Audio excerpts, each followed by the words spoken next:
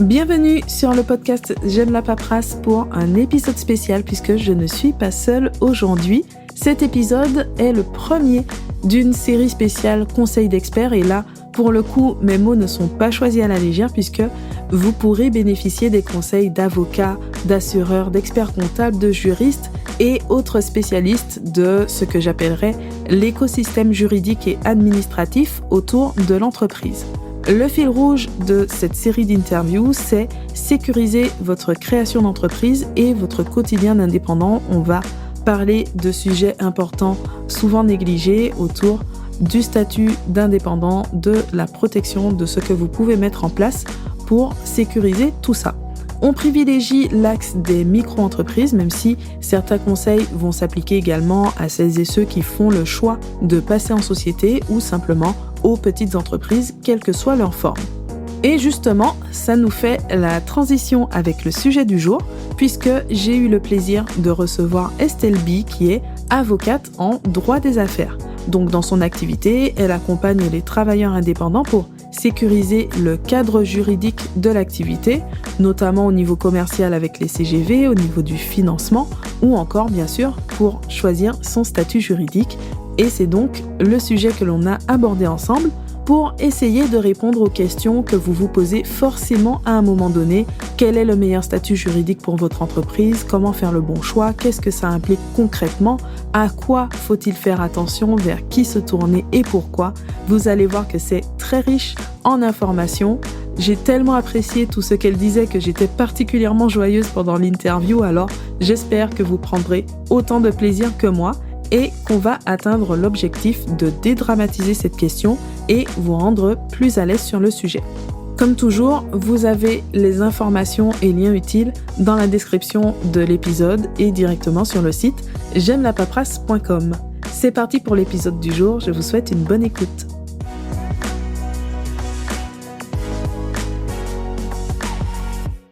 Estelle, merci de prendre le temps de cette interview. Eh bien, de rien Stéphanie, c'est avec plaisir que que j'accepte donc de faire cette interview avec toi parce que je suis sûre que qu'on va aborder des sujets qui vont intéresser beaucoup de tes auditeurs et auditrices. Alors le but aujourd'hui, comme toujours, c'est de simplifier, dédramatiser. On va aborder la question du choix juridique, mais je pense qu'on sera toutes les deux, d'accord pour dire que c'est un vaste sujet. Oui, alors vaste sujet parce que ouais, puis en fait vulgariser en fait, j'aime bien ce que tu as dit Stéphanie parce que souvent moi en fait, j'ai quand même des prospects, des clients qui viennent me voir et c'est vrai que la plupart du temps en fait, on se fait un peu une montagne de cette question de statut juridique, alors qu'en réalité, je pense qu'il faut un peu dédramatiser le sujet, même si on va le voir, il y a quand même pas mal d'implications qui peuvent être relativement importantes. Donc, je coupe moi en fait si je me trompe, hein, Stéphanie. Mais c'est vrai que il faut bien choisir, mais en réalité, bon ce qui fait aussi l'activité, c'est avant tout l'exploitation de l'idée et de l'activité en tant que telle. Mais il faut quand même prendre quelques petites précautions pour pouvoir choisir le statut.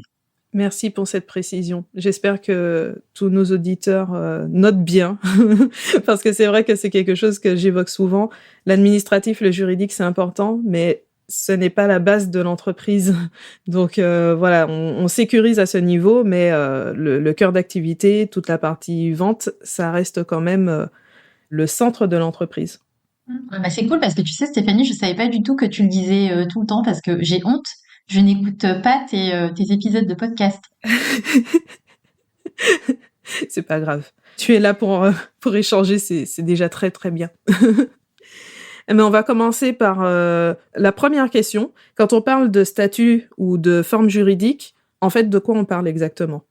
Alors, c'est là où est-ce qu'en fait c'est assez complexe parce que si je devais donner un peu une définition, en fait le statut juridique ça recoupe à mon sens vraiment plusieurs choses.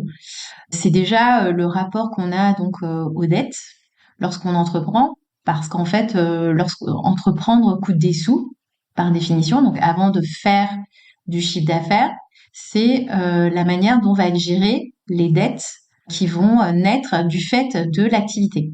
Ensuite, lorsqu'on parle de statut juridique, il y a aussi peut-être tout ce qui est... moi, j'inclus en réalité le statut social et le statut fiscal. Donc, c'est quoi le statut social? C'est la manière dont on va être protégé d'un point de vue social.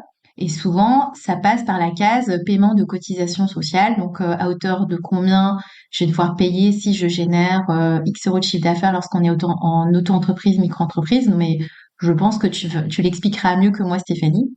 Ou bien lorsqu'on est en EURL ou en SASU ou en SARL ou en SAS, les cotisations sociales, en fait, le statut social du dirigeant. Plus ensuite derrière, en fait, moi ce que j'appelle le statut fiscal. En fait, moi j'englobe un peu tout parce qu'en fait, il faut quand même y réfléchir avant de choisir le statut juridique. Donc c'est toutes ces implications lorsqu'on décide de réfléchir sur cette question de statut juridique. Alors c'est super intéressant ta manière de présenter ça avec la partie sociale et la partie fiscale que tu inclus dedans, et puis bien sûr tout l'aspect protection.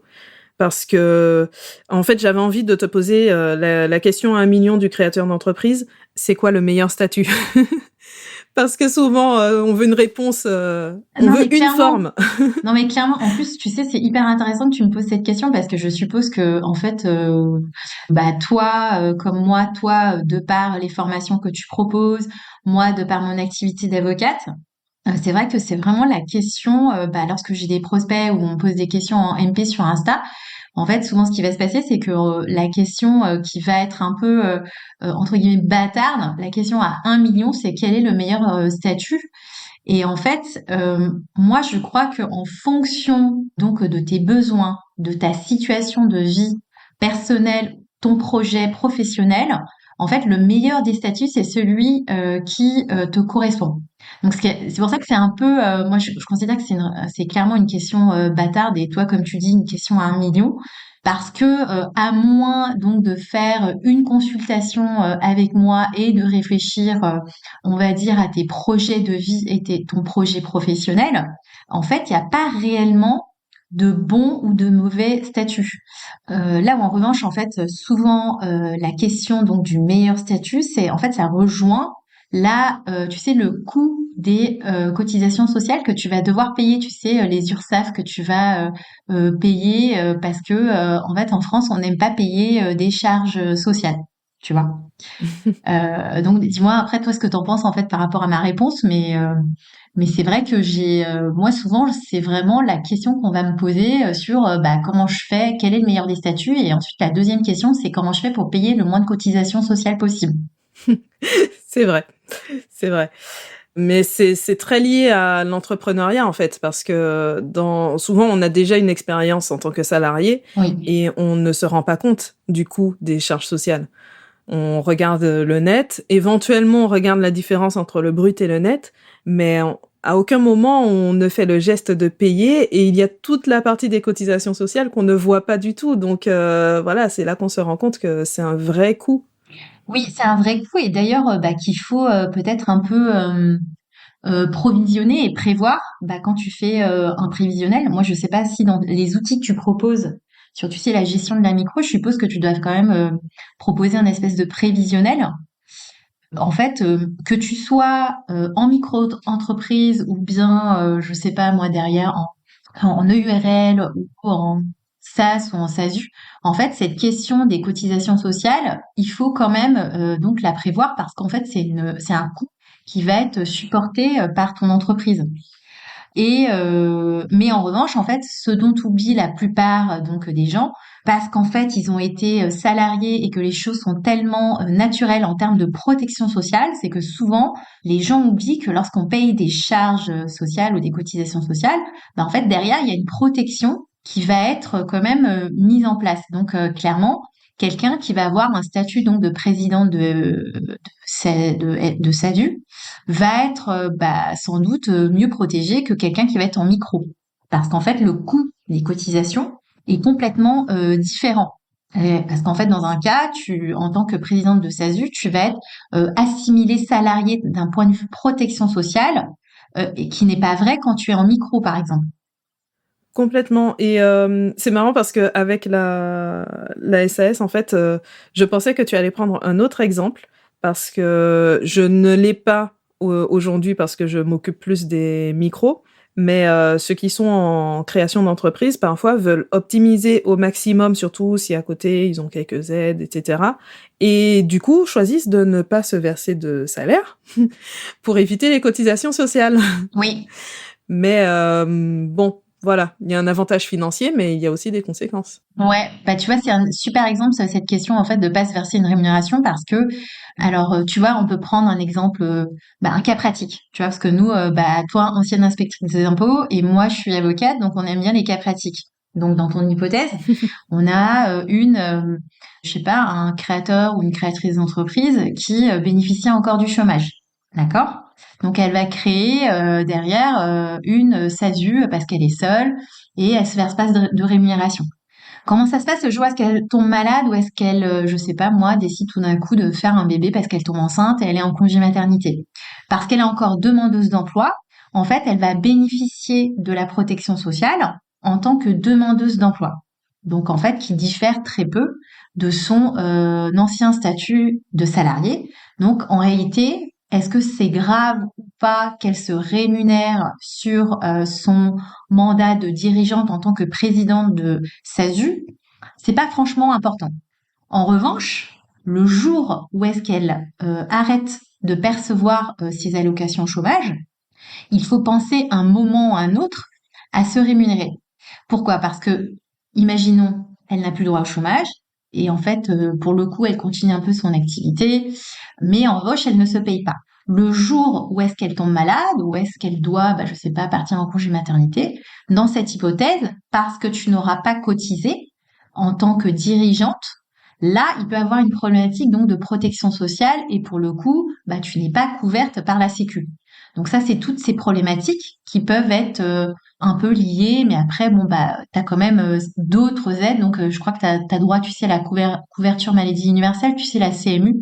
Donc, t'as quand même, t'as certains dirigeants d'entreprise, c'est ce qu'ils font. Mais c'est se mettre dans une situation quand même assez, moi, je considère comme étant risquée. Et que, en fait, c'est des choses que moi, j'explique tous les jours. C'est que c'est pas parce qu'en fait, tu entreprends. Entreprendre, c'est pas entreprendre avec tous les risques inimaginables, pardon.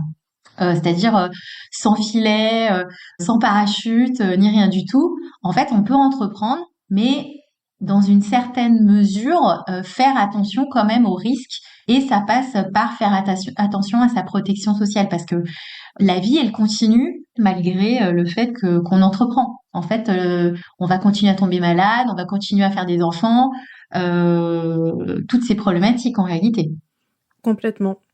Et oui, et ça c'est important de le souligner parce que c'est vrai qu'on a parfois une vision de l'entrepreneuriat comme prendre des risques. Alors oui, il y a le risque de l'incertitude avec le risque financier, mais ça ne veut pas dire que vraiment on doit prendre tous les risques et voilà, il y a beaucoup de choses qu'on peut anticiper, mais à condition de se poser la question et de mettre un minimum les choses en place. Oui, c'est ça, c'est parce que en fait, moi, quand tu vois, toujours cette question de choix de statut, j'ai clairement, tu vois, j'ai des profils un peu différents qui viennent me voir. Bon, souvent parce que comme j'ai une communication qui est vraiment axée sur la femme entrepreneuse, tu vois, la question du congé maternité peut être importante. Si, notamment si c'est des entrepreneuses qui n'ont pas encore eu d'enfant, mais que c'est un projet qui, c'est un projet de vie qu'elles ont. Donc, ça veut dire qu'au cours de leur vie entrepreneuriale, de leur vie en tant que entrepreneuse, à un moment ou à un autre, en fait, cette question va se poser. Donc c'est pour ça que, en fait, il faut quand même prévoir, donc à plus ou moins court ou moyen terme plutôt. Et puis, si vraiment dans l'idée c'est de se dire bon je veux vraiment être couverte, voilà, en fait, on peut très bien mettre en place ce qu'on appelle des contrats de prévoyance, tu sais, chez les assureurs, Mhm. type AXA. Donc j'ai pas d'action chez AXA, mais en fait c'est un exemple. Vous pouvez très bien demander, par exemple, je sais pas, une prévoyance pour au cas où il y a un congé pathologique qui vous serait prescrit, parce qu'en fait on ne sait jamais comment ça peut se passer. Ça, c'est des choses que je peux prescrire. Moi, en tant que, je recommande en fait à mes clientes, pardon, de le faire parce que c'est important et malheureusement, en fait, les femmes entreprennent seules plus souvent. Elles sont plus souvent solopreneurs que en fait à plusieurs. Moi, c'est ce que je remarque. Et forcément, lorsque tout repose un peu sur soi, c'est un peu pénible et en fait, il faut quand même s'assurer d'une certaine source de revenus au cas où, en cas d'arrêt un peu prématuré de travail lors du congé maternité. J'adore parce que ce sont des sujets, en fait, que j'ai prévus de manière isolée, donc comme le sujet de la prévoyance, très Ouais, très important. ouais. Et là, tu regroupes tout ça déjà dans tes conseils. Ben non, mais parce qu'en fait, beaucoup. Alors, tu vois, alors je dis pas que je suis exceptionnelle, hein, parce que en fait, moi, je considère que quand t'es avocat, voire même, tu vois, expert comptable, en réalité, quand quelqu'un vient te voir pour un conseil, ou même pour toi, en fait, Stéphanie, par rapport à l'activité que tu proposes donc à tes clients ou à tes prospects, en fait, au fond, quel est le vrai besoin, tu vois? On a tous compris quand on est entrepreneur, voilà, on cherche à faire des sous, mais pas dans n'importe quelle condition, tu vois. Donc c'est vrai qu'à partir de ce moment-là, si tu parles pas, moi je considère que si tu parles pas un minimum de prévoyance, de ce qui peut se passer, je sais pas, parce que tu as un accident de travail en tant que dirigeant, parce que en fait, moi, je considère que comme la protection juridique et sociale, elle est tellement bonne en France que lorsqu'on est salarié ou fonctionnaire, que lorsqu'en fait on passe de ces différents statuts très protecteurs au statut d'entrepreneuse ou d'entrepreneur, les gens ne font pas attention. Et en fait, ils continuent de croire qu'ils seraient tout aussi bien protégés, alors qu'en fait, c'est pas du tout le cas. Ou parfois, c'est le contraire. C'est quelque chose que j'observe aussi où on est, le mot m'échappe, résigné, en fait. Où on se dit, de toute façon, l'entrepreneur n'est pas protégé, donc tant pis, c'est le jeu. Alors qu'en réalité, il y a des solutions. Exactement. En fait, c'est juste que moi, je considère que c'est pour ça que c'est aussi très bizarre. Tu vois, c'est un peu il y a une dichotomie qui est assez forte. Tu vois, sur en fait, je suis salarié, fonctionnaire, donc je suis très très bien protégée. Et le jour où est-ce que tu décides de changer de statut et et d'entreprendre, pour le coup, les gens ont cette fausse croyance qui est de se dire bon en fait, il y a zéro mécanisme, zéro outil qui vont t'aider à être protégé de la même façon. Alors moi, clairement, moi j'ai mon avis dessus, c'est que clairement tu seras jamais aussi bien protégé qu'en étant salarié ou fonctionnaire, mais il y a aussi une possibilité donc de payer une couverture, une assurance en plus sur divers risques de vie. Moi j'appelle ça des risques de vie parce que c'est le cas, hein, pour pouvoir être un minimum, on va dire, serein dans ta vie entrepreneuriale. Et du coup, pour revenir un peu au sujet du choix du statut, donc là, tu as bien détaillé la question de la protection sociale. Qu'est-ce que tu dirais comme principaux critères à prendre en compte pour faire le bon choix? Alors, moi, en fait, la protection sociale, c'est vraiment moi ce que je considère le plus important. Donc, parce que la vie, elle continue. Autre critère ensuite, qui est aussi tout aussi important, voire tout aussi important, voire même plus important que la protection sociale. Moi, je dirais aussi le financement. Et ça, tu sais, on en avait un peu discuté, Stéphanie, donc en off, parce que en fonction des statuts que tu vas choisir, il y a certains statuts qui vont te faciliter des demandes de financement auprès des banques, ou bien même en fait donc des fonds d'investissement lorsque tu vas décider d'aller lever des fonds pour faire grandir ton activité. Tu sais, on avait eu cette discussion, Stéphanie, hein, sur la micro-entreprise. Obtenir un financement quelquefois auprès d'une banque, ça reste quand même assez compliqué parce qu'en fait, il y a des critères assez stricts qui sont en fait le fait de fournir des bilans comptables que tu n'as pas forcément quand tu es en micro-entreprise. Et ça, c'est un vrai problème de ne pas pouvoir fournir de bilan parce que ce qu'il faut pas oublier et sous-estimer, c'est que les demandes de financement, le financement d'une manière générale, ça constitue quand même un effet de levier, une aide très importante pour pouvoir faire grandir son entreprise. Est-ce que tu mettrais ça, quel que soit le projet entrepreneurial? Parce que comme tu as parlé des entreprises solo, c'est vrai que tu prends les activités de conseil ou formation, par exemple, on n'a pas forcément cette optique de financement, en tout cas quand on se lance. Donc, est-ce que c'est un critère que tu mettrais de manière systématique? Non, parce que encore une fois, tu sais, c'est moi vraiment, une problématique de choix, tu vois, parce que il y en a qui vont se sentir plus ou moins à l'aise sur les demandes de financement. Moi, je suis plutôt pro financement parce que c'est quand même un peu mon activité. J'aide les entrepreneurs, tu vois, à se sécuriser sur leur demande de financement. Mais derrière, si par exemple tu as une vraie aversion donc à la dette, parce qu'il y a des gens qui ont une aversion à la dette, hein, tu vois, d'être endetté, ça leur dit pas du tout, ça leur donne des palpitations d'aller voir un banquier. En fait, je pense que il faut pas se forcer. Tu sais, on dit toujours, en gros, on n'est pas obligé de faire comme tout le monde. Et ça, je pense que c'est vrai parce qu'en fait, quand tu entreprends, avant tout, c'est aussi pour être libre au final. Donc le financement, moi je dirais vraiment ça dépend, mais ce qui est sûr, c'est que ça te permet donc de faciliter grandement la croissance donc de ton activité. Donc, protection sociale, financement.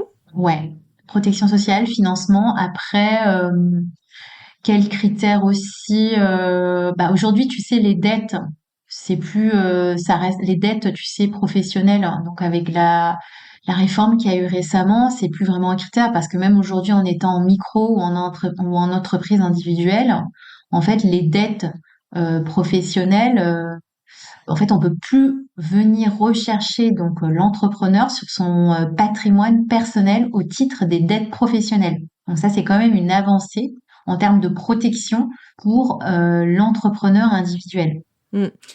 Même si, ça va quand même comporter certaines limites. Les limites dont on parlait pour les questions de financement, par exemple, il y a une question de garantie qui fait que cette protection, je ne suis pas sûre de sa portée vis-à-vis des banques en pratique. Bah non, mais en fait, moi, clairement, en pratique, moi, je pense que tu as raison. C'est juste que quand tu vois, en fait, un banquier, quand il voit que tu es une micro et que tu vas emprunter des sous, en fait, comme il pourra pas venir, si par exemple, tu n'arrives pas à lui rembourser sa dette et qu'il sait qu'il pourra pas venir faire une saisie attribution sur, je sais pas, ton livret A, en fait, clairement, lui, dès qu'il voit une micro, il a pas envie de prêter des sous et prêter ses sous.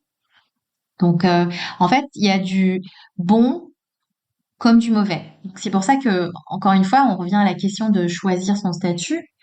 Est-ce que c'est vraiment, comment dire, il y a vraiment un statut en particulier qui va, être mieux qu'un autre? Non, ça dépend vraiment donc de comment on se sent dans son projet et quelle est la vision en fait en termes de développement que tu souhaites donner à ton activité.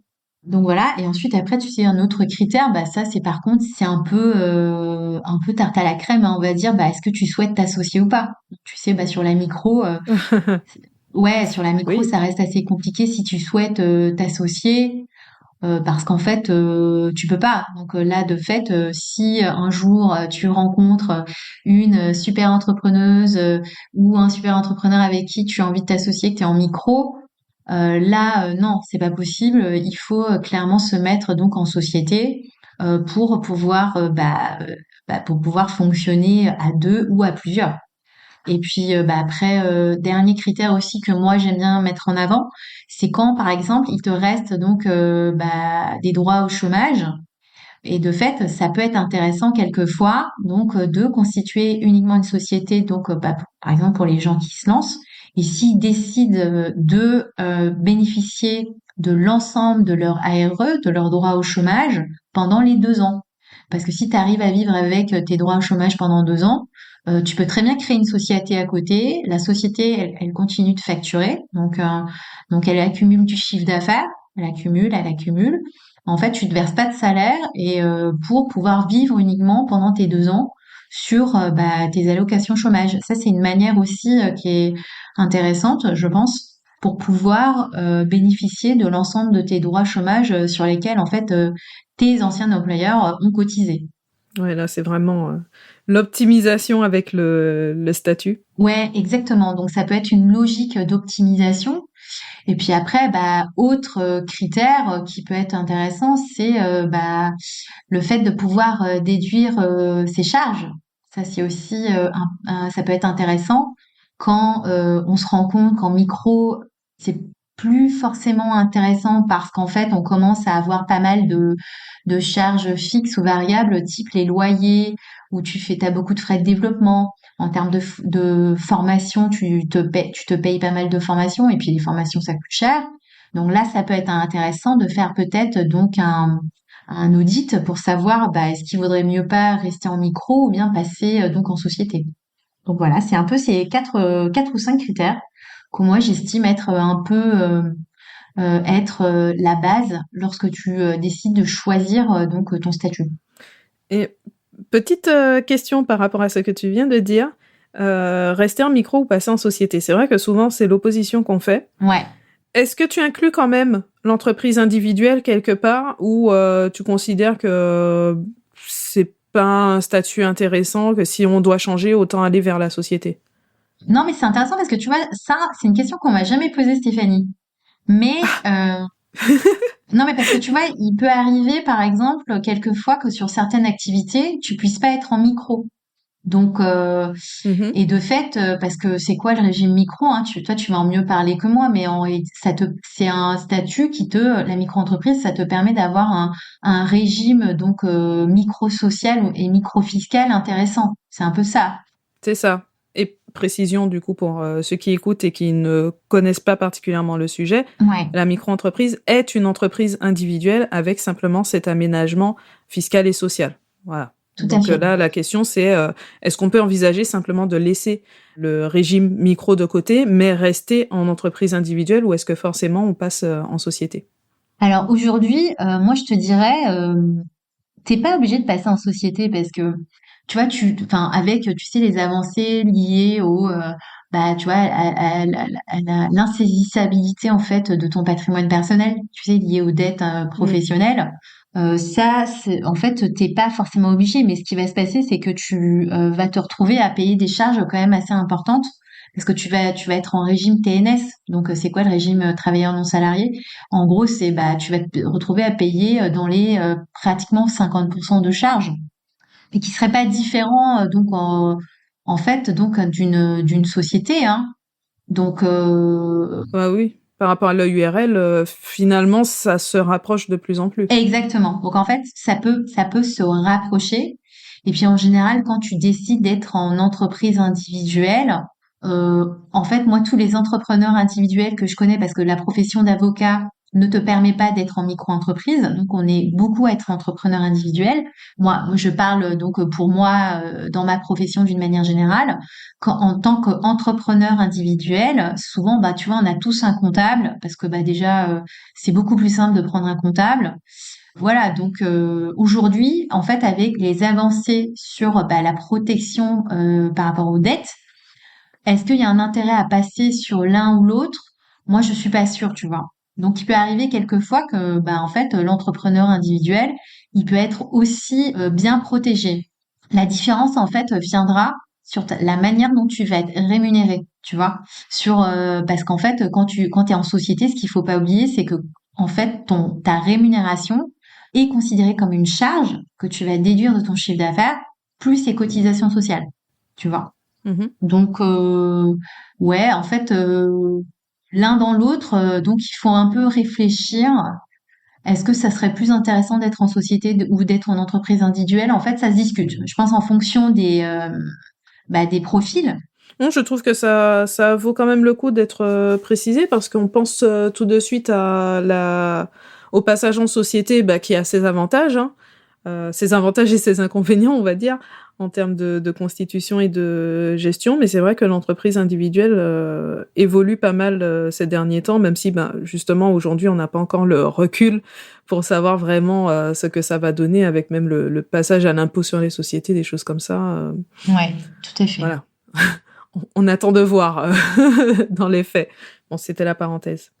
Alors, qu'est-ce qui, au contraire, pour toi, si tu as des exemples, hein, ne devrait pas entrer en jeu dans cette question de choix du statut et c'est une erreur que tu vois. Est-ce que tu as des choses comme ça? Ouais, alors l'erreur la plus fréquente que je peux voir, c'est vraiment de se dire, en fait, je veux payer le moins de charges possible. Tu vois, alors vraiment, pour le coup, on ne choisit pas un statut en fonction des charges qu'on va payer. Parce que en fait, quand tu dis que tu veux choisir le statut en payant le moins de charges possible, en fait, dans ta question, il y a déjà un début de réponse. Pourquoi je dis ça? Parce qu'en fait, tout le monde sait, parce que la micro étant le statut qui a beaucoup de succès donc en France, en fait, on te dit toujours, bah, tu fais pas de chiffre d'affaires, tu payes pas de charges sociales, pas de cotises. Il y a un côté un peu comme ça. Détrompe-moi, Stéphanie. Oui, oui, c'est vrai. Ouais. Et en fait, Même si l'objectif, ça reste de faire du chiffre, hein, mais exactement. Tu vois, le problème, c'est que quand tu dis ça, t'es dans une optique, tu sais, moi j'aime, enfin, tu sais, voilà, avec les coachs, on parle beaucoup de mindset et tout. Le problème, c'est que quand tu dis, je veux choisir le statut pour payer le moins de charges possible, en fait, t'es dans une optique où est-ce que tu fais, enfin, en gros, tu veux pas faire trop de chiffres. Donc, ce qui est quand même un peu complexe, je trouve, parce que comme tu dis, quand t'es entrepreneur, t'es quand même là pour vendre. Donc en réalité, il y a un palier quand même à dépasser en fait dans tous les cas, qui est de faire du chiffre d'affaires et pas de se dire bon bah je fais pas de chiffre d'affaires pour pas payer de charges. c'est vrai. Tu vois, je ne me vois pas spécialement au niveau des charges. Ça arrive, mais vraiment sur la création en se disant, bon, bah, je teste le projet. Mais après, c'est pas une question que je vois beaucoup, mais par contre, je vois beaucoup sur les plafonds et c'est la même chose. Les plafonds, ils sont là comme des limites. Après, on est obligé de changer de statut ou de régime, peu importe. Mais il faut bien regarder dans quel sens on prend la chose et pas se dire, il ne faut pas que je dépasse. C'est pas ça. Enfin, c'est dommage d'avoir ça comme Ah objectif. non mais clairement parce qu'en fait moi tu vois là où est-ce que je trouve assez extraordinaire, c'est que moi j'ai déjà eu à faire quand même bah tu vois sur je te parle de d'entrepreneuses hein, parce qu'en fait c'est beaucoup elles que je vois en termes de réaction et de gestion. En fait, moi j'ai beaucoup d'entrepreneuses qui viennent me voir et qui me disent voilà en fait c'est pas trop bien parce qu'en fait j'ai trop facturé et je vais dépasser le plafond. Est-ce que enfin moi je ne comprends pas, j'ai un problème pour comprendre les gens qui ont peur de faire du chiffre. Parce que bon, ça veut dire qu'en réalité, c'est plutôt une bonne nouvelle, tu vois, Ouais. mais souvent quand on me pose cette question en me disant non mais en fait attends là, j'ai trop facturé, c'est pas bien parce que je vais devoir changer de statut. Alors en plus c'est pas vrai parce que bah en fait t'as une tolérance hein, tu sais pendant Mm. X temps. 2 ans. Voilà, pendant 2 ans, bah, tu vois, enfin, voilà, pendant 2 ans, tu as une tolérance quand même par rapport à ton chiffre. Donc, il faut pas prendre peur tout de suite.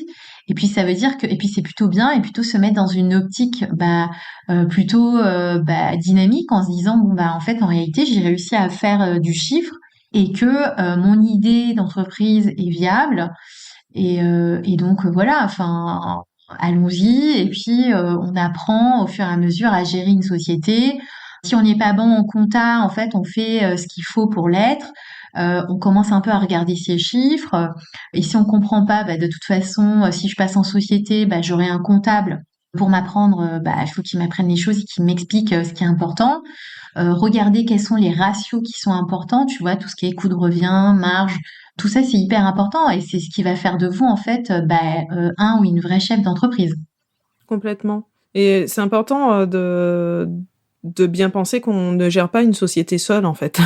Parce que la peur dont tu parles, je pense que c'est beaucoup de peur de l'inconnu, parce que on fait toute une montagne de ces changements et on se dit qu'après, ça va être très, très compliqué.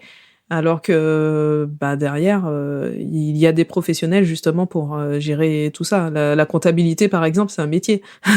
Donc on ne demande pas au chef d'entreprise d'apprendre tout d'un coup à faire la comptabilité. Ah mais non mais clairement.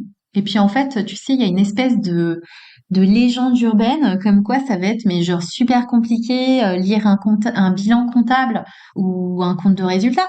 Mais bon, après quand tu veux être bon gestionnaire de ton entreprise, tu n'as pas le choix, tu es obligé d'apprendre un minimum à comprendre ce qui se passe dans tes chiffres. Et clairement, tu vois, par exemple, tu sais, tu as une fixation. Enfin, moi, je trouve que sur les réseaux, ce qui est un peu nul, c'est que les gens font vraiment une grosse fixation sur, tu sais, le chiffre d'affaires, Stéphanie. tu vois. Oh oui. Et en fait, c'est pas du tout un ratio, c'est pas du tout en fait un KPI qui est intéressant. Parce que tu peux faire 100 000 euros de chiffre d'affaires et ne pas être rentable, ou faire 50 000 euros et être complètement rentable parce qu'en fait, tu as très peu de charges, tu as très très bien géré. Donc, et ça aussi, c'est un vrai sujet parce qu'en fait, je trouve que les gens font vraiment une fixation sur le chiffre d'affaires et c'est pas ça qui va faire en sorte en fait que ton activité soit viable. Bah, le chiffre d'affaires, disons que c'est le plus gros chiffre dans une entreprise. Donc, voilà, si on veut envoyer des paillettes, c'est le premier indicateur. Mais c'est sûr que c'est absolument pas un indicateur ni de rentabilité, ni même de bonne santé de Ouais, l'entreprise. non, pas du tout. Même pas forcément. Donc, il y a plein d'autres choses à regarder, tu vois, type, bah, les charges que tu vas générer, bah, les charges fixes, voilà. Est-ce que tu arrives aussi à te payer comme tu peux? Enfin, et tout ça, comment elle est ta trésorerie? Est-ce que tu as beaucoup de dettes? Enfin, tu vois, ce genre de choses. Donc, les délais de paiement, ce genre de choses. Donc, tout ça, c'est des choses qu'il faut un peu regarder. Et pour les gens qui nous écoutent et qui ont peur donc de tout ça, bah, en fait, formez-vous, hein, parce qu'en fait, c'est hyper important. Sinon, je vois pas comment on peut faire en sorte que son activité soit vraiment pérenne si on n'a pas un minimum, un œil quand même sur ses chiffres et de comprendre en fait ce qui se passe dans son activité. Et ça, encore une fois, merci. Ça fait très plaisir d'entendre ça de quelqu'un qui est plutôt du côté de la prestation, c'est-à-dire que tu fais certaines choses pour tes clients, parce que souvent le chef d'entreprise va se reposer sur l'avocat ou l'expert comptable en se disant ben c'est bon, il gère, mais c'est très important d'apprendre un minimum aussi, parce que c'est le chef d'entreprise qui gère. Et il faut savoir ce qui se passe dans l'entreprise. Ah mais non mais totalement. Alors moi, tu vois, j'interviens moins sur les chiffres parce que bah, c'est le rôle donc de l'expert comptable. Mais c'est vrai que derrière, en fait, c'est pas parce que tu vas, enfin, surtout sur les chiffres, c'est hyper important. Et je sais pas, tu vois, c'est le conditionnement patriarcal. Tu vois, c'est marrant parce que j'arrive à mettre le mot patriarcal dans toutes mes interviews, tu sais, Stéphanie. Euh, et en fait, il y a un conditionnement qui est fait, qui fait que bah, les femmes pensent qu'en fait, elles vont pas réussir à gérer, tu vois, des chiffres. Parce qu'en fait, on leur a toujours dit qu'elles étaient nulles en maths, ou alors qu'en fait, lire un bilan comptable ou un compte de résultat, en fait, ça n'a rien à voir quand même avec les maths. Enfin, tu vois, à partir du moment où on sait faire une addition, une soustraction, Oh non. euh, tu confirmes que c'est possible. Ah, je Enfin, confirme, parce que beaucoup de comptables ou de gens qui travaillent aux impôts sont allergiques aux maths. C'est, faut pas chercher. oui, Non, non, rien à voir. voilà, donc en fait pour moi c'est ça, c'est pas enfin il faut arrêter de croire aussi qu'en fait ben on va pas réussir donc à gérer la lecture donc d'un bilan ou bien ne rien comprendre en fait à son comptable et puis bah je sais pas votre comptable c'est un prestataire si vous ne comprenez pas ce qu'il raconte puis enfin faut pas oublier vous le payez quand même hein, le mec ou le mec qui est là qui travaille pour vous pour faire vos comptes bah vous lui posez la question vous vous enfermez avec lui pendant 2 heures il vous explique les choses jusqu'à ce que vous compreniez ce qu'il vous raconte. Enfin, parce que c'est quand même un prestataire. Parce que moi, je vois trop, en fait, des clients ou des clientes qui me disent, non, mais je comprends rien à ce qu'il me dit, mon comptable. Puis, en fait, voilà, à chaque fois, quand je dois aller le voir, j'ai l'impression que je passe devant. C'est comme si, tu sais, t'allais te faire gronder par ta maîtresse, ce genre de choses, tu vois. Enfin, un truc un peu, un moment un peu difficile à passer, puis malsain, pendant lequel, en fait, après, tu ressors, t'es déprimé parce que tu comprends rien. Tu vois, un peu ce genre de rendez-vous. C'est dommage, parce que c'est censé être un rendez-vous privilégié. Exactement, parce qu'en fait, il faut justement faire en sorte que ça constitue un rendez-vous privilégié et non pas quelque chose qu'on subit et en fait que vous repoussez à chaque fois parce qu'en fait, c'est aussi à votre comptable de vous donner les bons indicateurs et de vous dire en fait, là c'est bien, là c'est pas bien.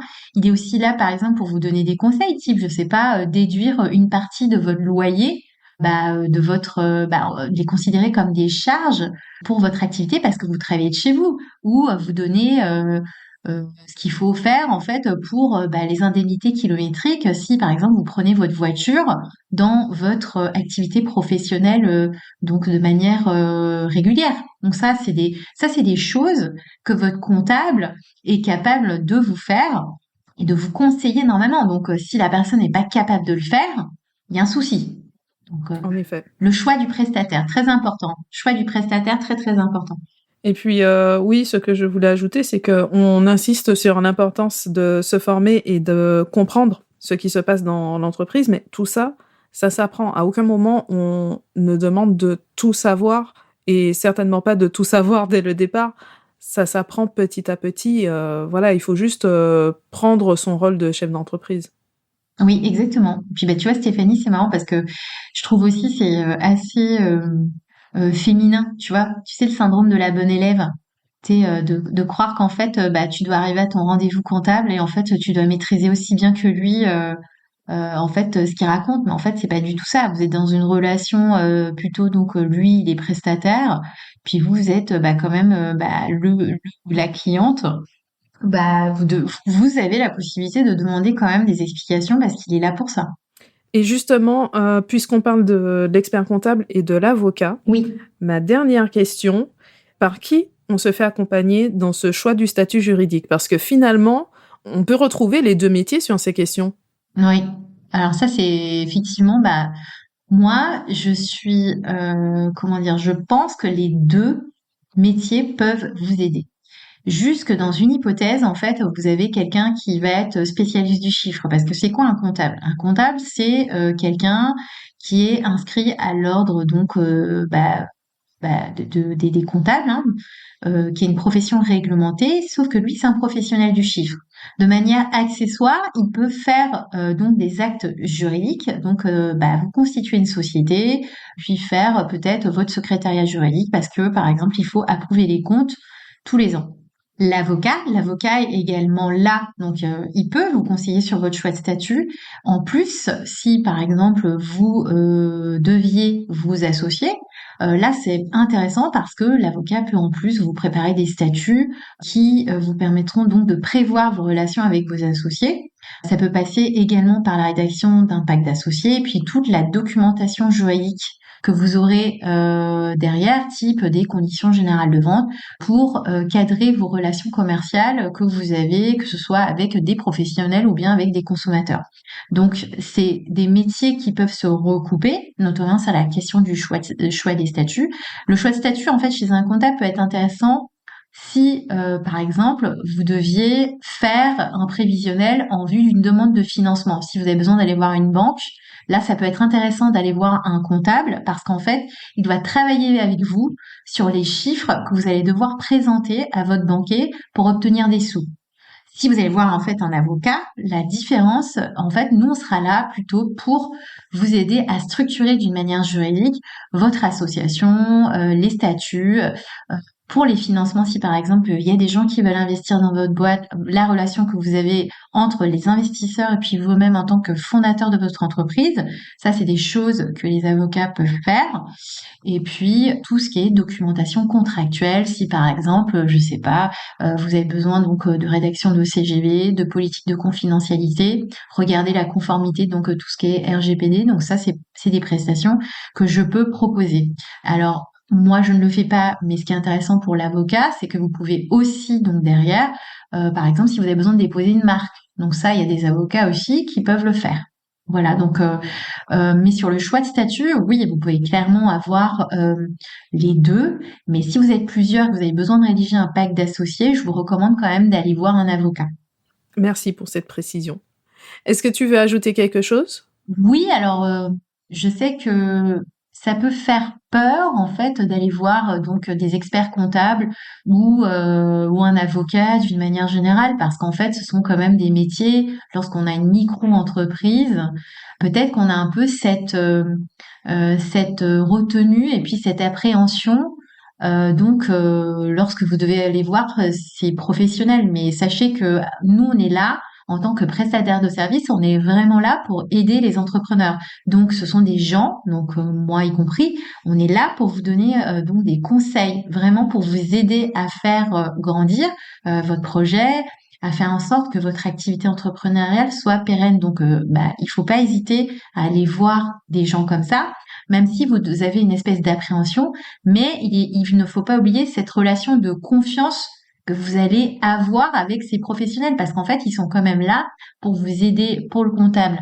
pratiquement au jour le jour, parce qu'en fait, c'est lui qui va faire donc tous les bilans mensuels, tous vos décomptes donc mensuels de vos charges, de vos factures que vous allez rentrer. Donc c'est quand même quelqu'un qui va rentrer de manière intime donc chez vous. Et puis nous, avocats, c'est pareil, à cause de cette question de confidentialité. Nous, on juge pas si par exemple, vous avez copié des conditions générales de vente chez votre concurrent. On est là aussi pour vous aider à faire en sorte que les choses soient en conformité, pour vous protéger aussi lorsque vous entreprenez, si par exemple vous deviez entreprendre à plusieurs ou si vous aviez ce projet à plus ou moins court terme. Donc, il ne faut pas hésiter à venir nous voir. Merci beaucoup Estelle pour toutes ces précisions. J'espère que ça va bien éclairer nos auditeurs sur le choix du statut juridique et puis surtout de ne pas hésiter à se faire accompagner sur ces questions. Oui, merci beaucoup Stéphanie de m'avoir invitée, c'était un vrai plaisir. J'espère que cet épisode vous a plu et vous a apporté un nouvel éclairage sur la question du choix juridique, du passage en société et plus largement ce qui concerne la protection du travailleur indépendant. Donc c'était le premier épisode de cette série spéciale. Vous pouvez retrouver les liens et infos pour aller plus loin avec Estelle si vous le souhaitez. Elle est présente sur LinkedIn, sur Instagram. Elle a également un podcast, le podcast Lower. Tout est dans la description de l'épisode et sur le site j'aimelapaperasse.com. Et bien sûr, vous pouvez partager cet épisode directement ou sur les réseaux sociaux, même déposer une note ou un commentaire directement sur Apple Podcasts ou Spotify. Tout ce qui permet de savoir les contenus que vous appréciez le plus pour vous en proposer des nouveaux et aussi encourager nos invités, leur faire savoir que vous appréciez leurs interventions. En attendant, je vous dis un grand merci pour votre écoute et pour votre fidélité et à bientôt pour le prochain épisode.